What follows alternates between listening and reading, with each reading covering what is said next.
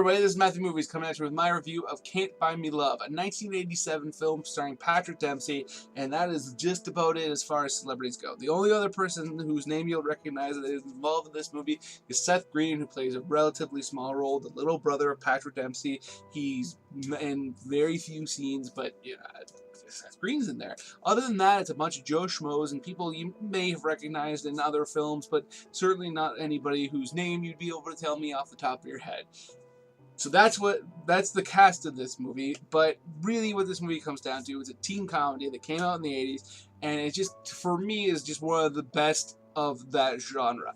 And I'm not saying that because I think this is an exceptionally well-made film. I think this is actually, in some regards, kind of poor, but to me, it kind of epitomizes the genre. The story is very similar to ones you see in many teen movies. They're not really necessarily striving for anything super original, but what they're striving to do is to entertain you, and they are striving to come up with some interesting scenes, and they definitely succeed in at least one of those. That's pretty kind of out there, but it's memorable to me. It's something that I still kind of think back to this day. I remember this movie being on TV a lot as a kid and just really enjoying it. For those of you who don't remember it or don't know about it, basically it is the old story. In this case, there's a popular girl and a nerdy boy. Nerdy boy has money.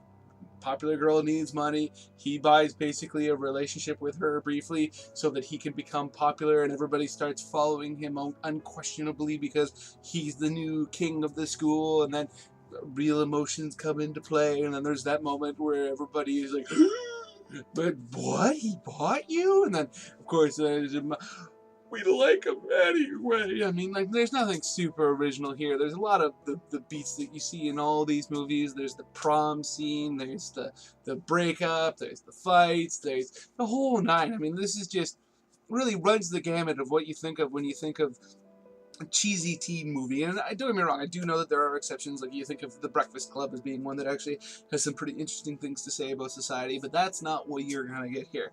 This is just all 80s fluff. It screams 80s, from the fashion to the visuals to everything across the board screams 80s. And also the fact that there's moments that you wouldn't be able to get away with now. Like, there's an extended sequence where Patrick Dempsey's character realizes that he doesn't know how to dance, so he decides to learn how to dance by watching TV, and he just happens to be watching an African dance or a tribal dance. I can't remember exactly what they call it, but I believe they actually do call it an African dance. And he goes into his school and he does the dance, and it's definitely not something that you would see, but because he's super popular, everybody starts doing it with him, and it looks super choreographed, and it's just pure cheese. And it's one that I mentioned before that I'll always remember, even though I don't think it would be something you'd see in a lot of movies these days. But that's what this movie is. It's like a time capsule of the 80s, and it's like the epitome of a teen movie. And it's not great, but it's kind of fun. So those are my thoughts on Can't Buy Me Love. Let me know in the comments below what you think, if you remember it, if you're a fan of it, if you hate teen comedies, if you think a guy with a beard like this is ridiculous for liking teen comedies, because I'm a grown man, damn it. Whatever you want to say. Other than that, please hit that like button, hit that share button. It makes it much more likely that other people will discover my channel, which would be absolutely awesome, because I love talking to people about movies, as you probably have figured out by now. Other than that, if you are new here or you haven't done it yet, please hit that subscribe button, hit the notification bell. It'll let you know when I put out a new video, and you can come join the conversation, and that would just absolutely mean the world to me. Other than that, have yourself a good day.